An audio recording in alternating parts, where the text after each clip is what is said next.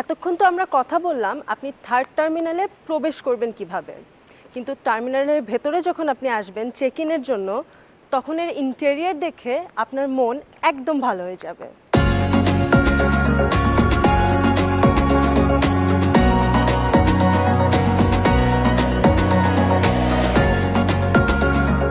এটার যে ইন্টেরিয়র ডিজাইনটা সেটা করেছে সিঙ্গাপুরের one of the most renowned architects Rohani Bahrain.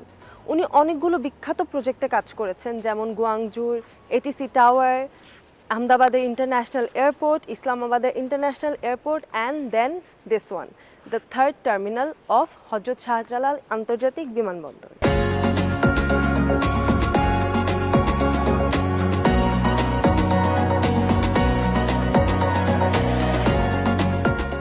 এখন খুব ইন্টারেস্টিং একটা ব্যাপার বলি, এই এয়ারপোর্টটাতে সূর্যের আলোর সর্বোত্তম ব্যবহার নিশ্চিত করা হয়েছে। কিভাবে? এই যে উপরে ভেন্টগুলো আছে, এগুলো দিয়ে সূর্যাস্তের আগ পর্যন্ত সূর্যরশ্মি পারফেক্টলি এন্টার করে।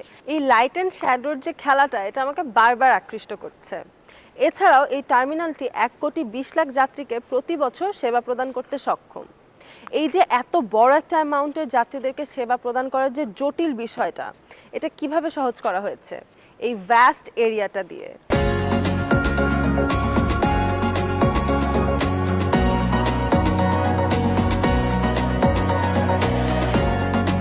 ও, আমার তো চেক ইন করতে হবে।